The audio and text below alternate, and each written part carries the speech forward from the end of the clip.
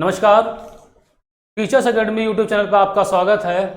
आज हमारी संविधान की दूसरी क्लास है और इसमें हम पिछली क्लास में हमने चर्चा की थी कि संविधान का विकास क्रम जो हम चर्चा कर रहे थे, जो हमारा टॉपिक था वो था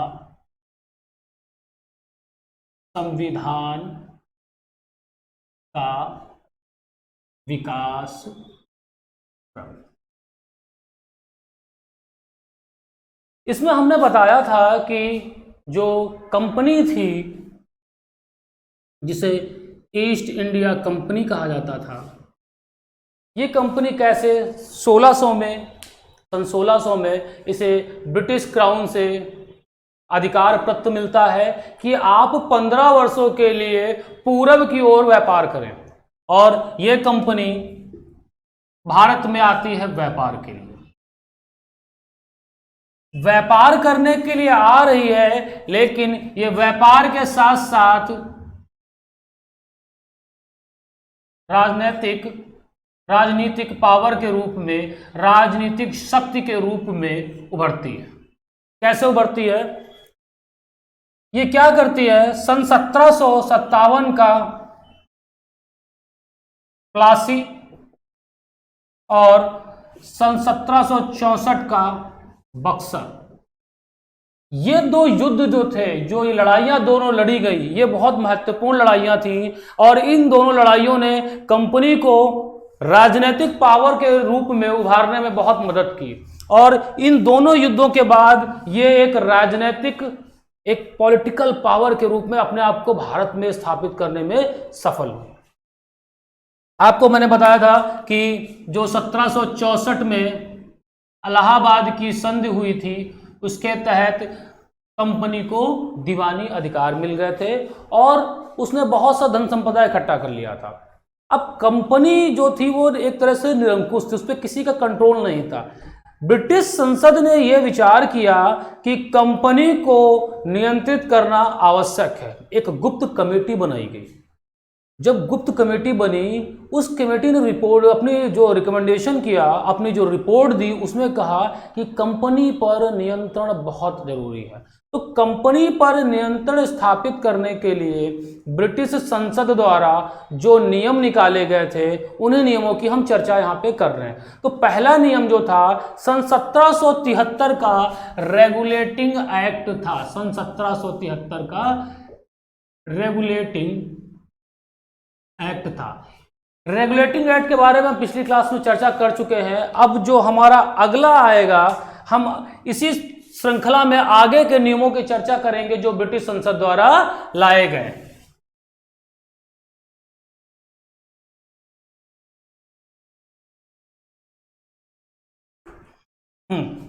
ब्रिटिश संसद द्वारा लाए गए। अब जो अगला पड़ाव हमारा है वो है पिट्स इंडिया एक्ट। देखिए, समझिए, पिट्स इंडिया एक्ट।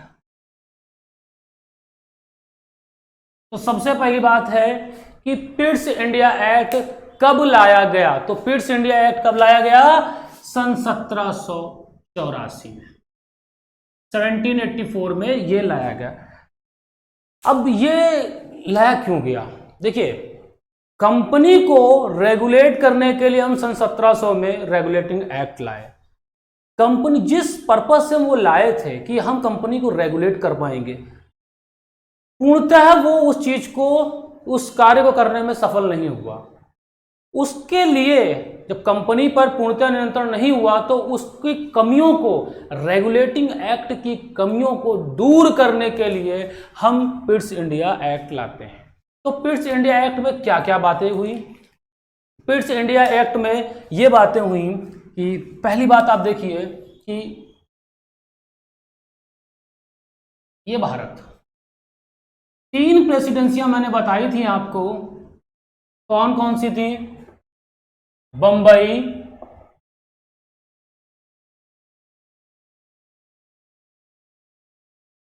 बंगाल और मद्रास। ये दोनों प्रेसिडेंसियों को गवर्न कौन करता था? गवर्नर प्रशासक था उनका। और मद्रास का भी गवर्नर था, लेकिन बंगाल का कौन हो गया था? Governor general. ठीक, और ये दोनों प्रेसिडेंसी बंगाल प्रेसिडेंसी के अधीन कर दी गई। ये तो 1773 के एक्ट की बात है। लेकिन अब हुआ क्या? देखिए, प्रेसिडेंसीज क्या करती थी? संधि करती थी, युद्ध करती थी और क्षेत्र पे अधिकार जमाती थी। और ये क्षेत्र का जो अधिकार, जो क्षेत्र था, वो कहा जाता था किसका क्षेत्र? वो क्षेत्र कहा जाता था कंपनी का। लेकिन इस एक्ट में यह कहा गया, जो कंपनी क्षेत्र पे, जो कंपनी जिस क्षेत्र को कब्जा कर रही है, उसको कहा जाएगा अब ब्रिटिश अधिकृत क्षेत्र। पहली बार जो ये कहा गया कि जो कंपनी ने भारत में जो क्षेत्र का अधिग्रहण किया है युद्ध के द्वारा, संधि के द्वारा, जो क्षेत्र पे कब्जा है, जो क्षेत्र कंपनी की के अधीन आता है, अब उस क्षेत्र को कंपनी का क्षेत्र नहीं कहा जाएगा, उस क्षेत्र को कहा जाएगा किसका? ब्रिटिश अधिकृत क्षेत्र। ये बात इसमें कही गई। क्योंकि देखिए, जो ये प्रेसिडेंसीज थी, मद्रास प्रेसिडेंसी, बंगाल, आपको पता है कि ये संधि करती थी राजाओं से, युद्ध करती थी और बहुत बड़े बड़े क्षेत्रों को अपने अधीन लेती थी। तो क्या कहा गया? पहली बात इसमें यह कही गई कि जो ये क्षेत्र है, ये जो क्षेत्र है उसे क्या कहा जाएगा? ये जो क्षेत्र है उसे कहा जाएगा ब्रिटिश अधिकार क्षेत्र। तो जो कंपनी ने यहां पर अपना अधिकार क्षेत्र बनाया था, जो प्रेसिडेंसीज थी, कंपनी की जो प्रेसिडेंसी, उन्होंने जो अधिकार क्षेत्र दिया उसको क्या कहा गया कि वो अब ब्रिटिश अधिकार क्षेत्र होगा। पहली बात ये कही। दूसरा बड़ा परिवर्तन क्या किया इन्होंने? मैंने बताया कि कंपनी जो थी वो एक व्यापारिक कंपनी थी। जो हमारी ये ईस्ट इंडिया कंपनी थी वो एक व्यापारिक कंपनी थी जब ये आई थी। बाद में इसने क्या किया? राजनीतिक, पॉलिटिकल पावर के रूप में भी कार्य करना प्रारंभ किया। तो इस एक्ट में एक बात कही गई कि कंपनी के व्यापारिक और राजनैतिक कार्य को अलग किया गया। पहली बार हमने कंपनी के साथ क्या किया कि अभी तक जो चल रहा था उसमें था कि कंपनी के दोनों काम कर रही थी। एक तो वो काम कर रही थी, व्यापार का भी काम कर रही थी और राजनीतिक का भी काम कर रही थी। लेकिन इस एक्ट ने क्या किया? कंपनी के कार्य जो थे, जो काम थे, उसको अलग किया कि राजनीतिक कार्य अलग और व्यापारिक कार्य अलग। तो जो व्यापारिक कार्य थे इसे निदेशक मंडल देखता था और राजनैतिक कार्यों के लिए एक अलग मंडल बनाया गया जिसे नियंत्रक मंडल या बोर्ड ऑफ कंट्रोल कहते थे। पहले आप देखिएगा कि निदेशक मंडल था जिसके ऊपर सारा काम था, लेकिन जब यहां इस एक्ट को लागू किया गया तो व्यापारिक और राजनीतिक कार्यों को अलग किया गया, जिसमें व्यापारिक कार्य निदेशक मंडल के अधीन थे और राजनीतिक कार्य एक नया बनाया गया मंडल या बोर्ड बनाया गया।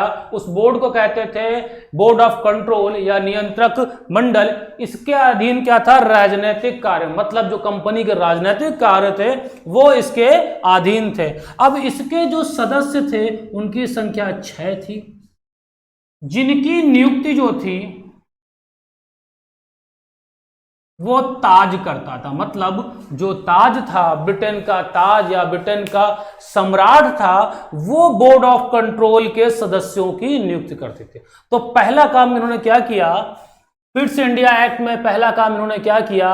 कंपनी का जो अधिकार क्षेत्र था, जिस क्षेत्र को कंपनी ने जीता था, बंगाल प्रेसिडेंसी बंबई प्रेसिडेंसी और मद्रास प्रेसिडेंसी, इन लोगों ने जो क्षेत्र को कब्जा किया था, जिस क्षेत्र पर अधिकार चला रहे थे, उस क्षेत्र को अब क्या कहा जाएगा, वो ब्रिटिश अधिकार क्षेत्र कहा जाएगा। दूसरा, कंपनी के व्यापारिक और राजनीतिक कार्यों को अलग अलग किया गया। व्यापारिक कार्य को निदेशक मंडल के अधीन किया गया और राजनीतिक कार्य को नियंत्रक मंडल के अधीन किया गया। यह काम इन्होंने किया। अब इन्होंने एक बात और कही, पहले का काम था कि ये जो तीनों प्रेसिडेंसीज थी, ये युद्ध लड़े, राजाओं से, भारतीय राजाओं से युद्ध लड़े, संधि करे, इन्हें किसी से परमिशन लेने की आवश्यकता नहीं थी। ये अपने विवेक का अनुसार यहां पर काम करते थे, जहां हित देखते थे वहीं अपना काम करते थे। जैसा लगा कि इस राजा के साथ हमें संधि करने में हित है, ये राजा मजबूर है, इससे हम संधि करके अपना जो हित है उनको पा सकते हैं, या ये राजा भाई ये संधि नहीं करेगा तो इसके साथ युद्ध करना पड़ेगा। तो अपनी विवेकाधीन शक्ति के अनुसार जिन्हें जहां उन्हें हित लगा उन शक्तियों का प्रयोग करते थे कि भाई इससे युद्ध करना है, इससे हमें संधि करनी है। लेकिन इस एक्ट में ये नहीं था। इस एक्ट में इस चीज को समाप्त किया और कहा कि जो बंगाल प्रेसिडेंसी है, जो गवर्नर जनरल है, जो गवर्नर जनरल है, वो क्या करेगा कि भाई उसको युद्ध करने, संधि करने के लिए, जो राजा महाराजा हैं उनसे युद्ध करने के लिए, संधि करने के लिए परमिशन लेनी होगी। किससे? निदेशक मंडल से, बोर्ड ऑफ डायरेक्टर से उसे परमिशन लेनी होगी। पहले ऐसा नहीं था कि भाई पहले अपना युद्ध कर लेते जो भी था, लेकिन इसमें क्या कहा गया कि गवर्नर जनरल, आपको पता है 1773 के एक्ट में बंगाल और मद्रास प्रेसिडेंसी को, बंबई और मद्रास प्रेसिडेंसी को बंगाल प्रेसिडेंसी के अधीन किया गया था और बंगाल की प्रेसिडेंसी के गवर्नर के पद को बदलकर गवर्नर जनरल किया गया था। अब क्या कहा गया कि गवर्नर जनरल जो है वो युद्ध और संधि करने के लिए पहले निदेशक मंडल से परमिशन लेगा, उसके बाद ही वो युद्ध करेगा या संधि करेगा। ये 3 पॉइंट। और अगला इन्होंने क्या कहा कि जो कंपनी है वो उपहार नहीं लेगी, किसी से, कोई भी राजा महाराजा से उपहार नहीं लेगी। अब इसमें एक चीज और आती है कि मैंने बताया था गवर्नर जनरल जो था,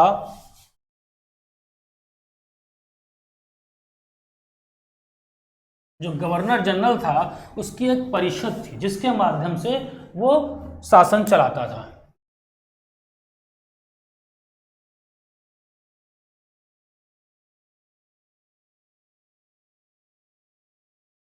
गवर्नर जनरल की परिषद, जिसमें कितने सदस्य थे? 4 सदस्य।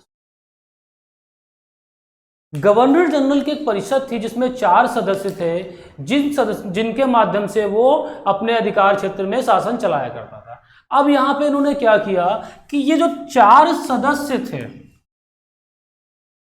ये जो 4 सदस्य थे, इनके स्थान पर 3 सदस्यों को नियुक्त कर।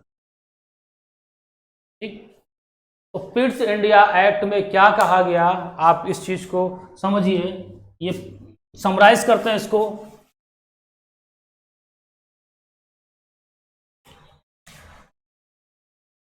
क्या कहा? पहला, जो ब्रिटिश, जो कंपनी का अधिकार क्षेत्र है वो अब क्या होगा? ब्रिटिश अधिकार क्षेत्र, पहली बात। दूसरी बात इन्होंने क्या कहा कि जो कंपनी है उसके जो कार्य हैं उनको 2 भागों में बांटा, व्यापारिक और राजनैतिक। व्यापारिक कार्य जो था वो कौन देखरेख करता था? निदेशक मंडल। और राजनीतिक के लिए नया बोर्ड बनाया गया, नया मंडल बनाया गया जिसे नियंत्रक मंडल या बोर्ड ऑफ कंट्रोल कहते थे, जिसके 6 सदस्य जो सम्राट द्वारा नियुक्त किए जाते थे। अगला, इस निदेशक मंडल की आज्ञा या स्वीकृति के बिना, परमिशन के बिना गवर्नर जनरल कोई भी युद्ध या संधि नहीं कर सकता था। और गवर्नर जनरल की कार्यकारी परिषद में 4 सदस्यों की जगह 3 सदस्य कर दिए गए। यह था हमारा पिट्स इंडिया एक्ट। और इसी क्रम में आगे जब हम बढ़ते हैं तो आता है 1786 का एक्ट, जिसमें इसमें इसी सीरीज में आगे बढ़ेंगे तो हमारा अगला जो एक्ट आएगा वो आएगा 1786।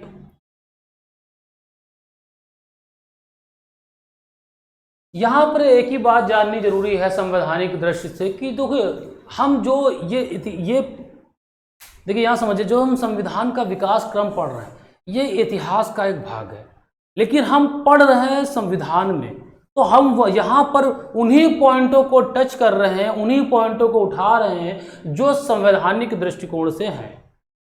ऐतिहासिक दृष्टिकोण से जो चीजें हैं वो नहीं, हम संवैधानिक दृष्टिकोण से जो पॉइंट है वही उठा रहे हैं। अब यहाँ पे देखिए गवर्नर जनरल था, तो गवर्नर जनरल था, अब उसको यहाँ पर पावर दी गई, शक्ति दी गई। क्या शक्ति दी गई? पहली बात तो इसे कहा गया कि भाई आप जो है वो प्रधान सेनापति है, मतलब मिलिट्री पावर इसको दे दी गई कि जो आप ये सेना है इसके आप प्रधान सेनापति हैं। कौन है? Governor general. गवर्नर जनरल कहाँ पे था? बंबई पे, वो बंगाल प्रेसिडेंसी का गवर्नर जनरल बन गया था। अगला इन्होंने क्या किया कि अपने जो परिषद है, जिसकी परिषद थी, परिषद अगर कोई निर्णय लेती थी तो गवर्नर जनरल क्या करता था? उसे मना कर सकता था, मना करके अपना निर्णय लागू करा सकता था। कि 1786 के एक्ट में 2 बातें थी महत्वपूर्ण। पहली बात यह थी कि जो गवर्नर जनरल था उसे क्या कहा गया कि वो बना हमारा प्रधान सेनापति। दूसरा क्या था? वो अपने परिषद की बात को, कानून को निरस्त कर सकता था और अपना निर्णय लागू कर सकता था। ये 2 बातें इसमें कही गई। अगला जो हमारा है वो 1793 का एक्ट है। अगला जो हमारा है वो 1793 का एक्ट है। उसमें क्या है आप समझिए इधर, 1793 एक्ट। 1793 के एक्ट में एक ही बात कही गई, एक बात हमारे लिए महत्वपूर्ण है। जो नियंत्रक बोर्ड था, नियंत्रक मंडल था, उसका जो वेतन था वो भारतीय राजस्व से दिया जाएगा। ये 3 पॉइंट थे, ये एक पॉइंट था और इसमें एक ही पॉइंट महत्वपूर्ण था। अब अगला जो हमारा आता है, अगला जो हमारा आता है महत्वपूर्ण बिंदु है वो है 1813 का चार्टर एक्ट।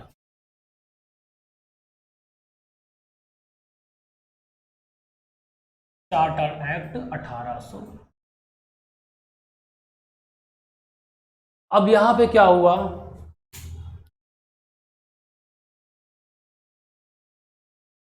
यहां पे क्या किया? कंपनी एक व्यापारिक कंपनी थी। अब इन्होंने क्या किया कि कंपनी के जो व्यापारिक अधिकार थे, व्यापारिक एकाधिकार, जो मोनोपोली थी इसकी, समाप्त कर दी। लेकिन चीन और चाय का जो व्यापार था उसमें इसकी मोनोपोली समाप्त नहीं की गई। ये पहला पॉइंट यहां पे किया गया।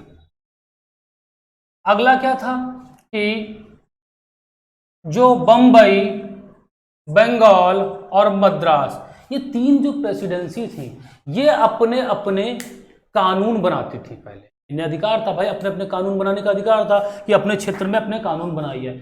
अब ये कहा गया कि ये जो तीनों कानून बना रही हैं, इन निर्मित कानूनों को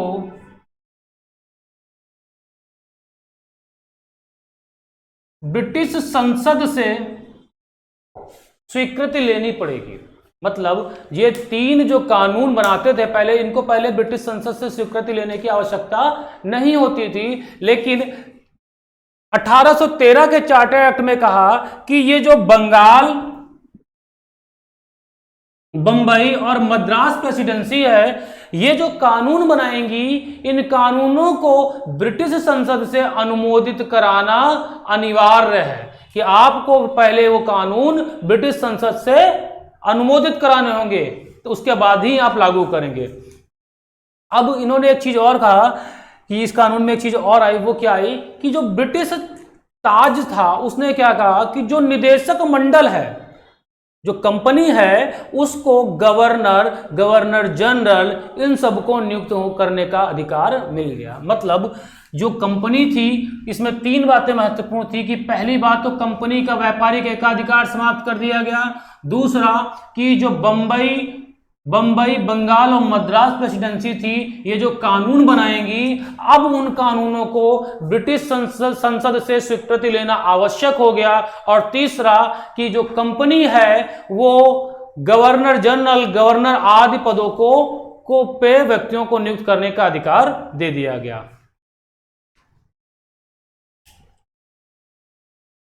अगला जो हमारा है,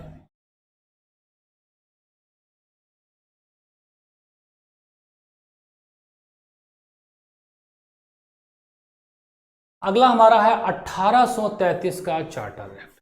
हम इसी क्रम में आगे बढ़ रहे हैं और इसी क्रम में बढ़ता है। अगला हमारा जो है 1833 का चार्टर एक्ट है। देखिए यहाँ पर जब तक जितने भी नियम हमने पढ़े, इन नियमों में आप एक चीज देखिए, कंपनी को नियंत्रित करने का प्रयास किया गया। अगला जो हमारा 1833 का चार्टर्ड एक्ट है, उसमें जो केंद्रीकरण था, जो हमने 1773 में प्रारंभ किया था, उसे अपने चरम सीमा पर पहुंचाया गया। कैसे पहुंचाया गया आप समझिए। 1833 चार्टर्ड, इसमें क्या कहा गया, जो बंबई, बंगाल और मद्रास प्रेसिडेंसी थी, हमने पहले बताया था 1773 में केंद्रीकरण का काम प्रारंभ किया था और बंगाल मद्रास प्रेसिडेंसी को किसके अधीन कर दिया था, बंबई और मद्रास प्रेसिडेंसी को बंगाल प्रेसिडेंसी के अधीन कर दिया। ये केंद्रीकरण हमने करना प्रारंभ किया था। लेकिन 1833 का चार्टर्ड एक्ट था, इसमें हमने क्या किया, इसमें हमने केंद्रीकरण जो था उसको चरम सीमा पे ले गए। अभी तक जो हमने पढ़ा कि 1813 तक हमने ये पढ़ा कि चार्टर एक्ट 1813 तक की इन प्रेसिडेंसियों को अपना कानून बनाने का अधिकार था और उस अधिकार को ब्रिटिश संसद से अनुमोदित कराना अनिवार्य था। लेकिन यहाँ पे क्या किया गया कि जो ये 2 प्रेसिडेंसी हैं, बंबई और मद्रास, इनके जो कानून बनाने के अधिकार थे उसे समाप्त कर दिया। कानून बनाने के अधिकार इनके समाप्त कर दिए गए। किसके? इनके, मद्रास और बंबई के। और इन्होंने क्या कहा कि जो बंगाल का जो प्रेसिडेंसी का गवर्नर जनरल था, अब वो गवर्नर जनरल नहीं रहेगा, वो कहलाएगा भारत का गवर्नर जनरल। यहां पे एक चीज देखिए, ध्यान से देखिए कि ब्रिटिश संसद अब केंद्रीकरण करना प्रारंभ कर रही, मतलब पावर को एक सेंटर में लाने का प्रयास कर रही, ताकि वहां से उस पावर से पूरे क्षेत्र को या पूरी कंपनी को कंट्रोल किया जा सके। लॉर्ड विलियम बैंटिन पहले गवर्नर, भारत के पहले गवर्नर जनरल थे। इन्होंने एक चीज और की, जो आपने देखा होगा कि 1800 जो आप पहले क्या था, ब्रिटिश जो जनरल जो कार्यकारी परिषद थी उसमें 3 सदस्य बचे थे, 4 की जगह 3 किया था। अब उसमें इन्होंने एक सदस्य और जोड़ दिया, जो विधि, एक सदस्य और जोड़ दिया जो विधि का सदस्य था, इसे विधि सदस्य कहा जाता था। यह विधि निर्माण के लिए जोड़ा गया था। और कंपनी को व्यापारिक अधिकार बिल्कुल समाप्त करके उसे विशुद्ध रूप से प्रशासनिक इकाई बना दिया गया। तो इस एक्ट में क्या किया गया, समझिए कि पहले गवर्नर जनरल जो था उसे भारत का गवर्नर जनरल कहा गया और बंगाल और मद्रास के कानून बनाने के अधिकारों को समाप्त कर दिया गया। तीसरा, जो गवर्नर जनरल की कार्यकारी परिषद थी उसमें एक सदस्य और जोड़ा गया जिसे विधि सदस्य कहा गया और कंपनी के व्यापारिक अधिकार खत्म करके उसे विशुद्ध रूप से शुद्ध रूप से प्रशासनिक इकाई बना दिया गया। इसी क्रम में जो हमारा अगला है वो है 1853 का चार्टर्ड एक्ट। अगला जो हमारा है वो है 1853 का चार्टर्ड एक्ट। अब देखिए, गवर्नर जनरल की जो परिषद थी उसके पास एक पूरी परिषद थी जो सभी काम, प्रशासनिक काम और कानून बनाने का काम देख रही थी। एक ही परिषद दोनों कामों को कर रही थी कि उसे प्रशासनिक काम भी करना है और विधायी काम करना है। तो यहां पे समझिए,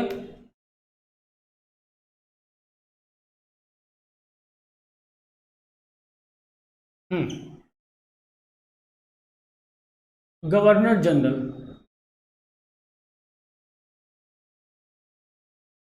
जनरल की जो परिषद थी इसमें इसके पास दोनों कार्य थे। पहले दोनों कार्य थे कि इसे प्रशासनिक कार्य भी करना है और विधायी कार्य भी करना है। लेकिन यहां पे क्या किया गया, अलग किया गया,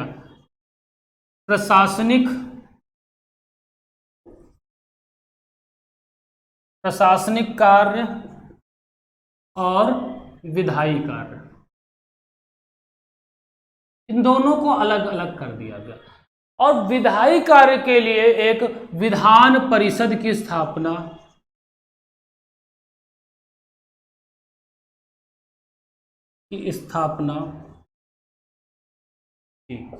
विधायी कार्य के लिए एक विधान परिषद की स्थापना की जिसे पूरे देश में कानून बनाने का अधिकार था।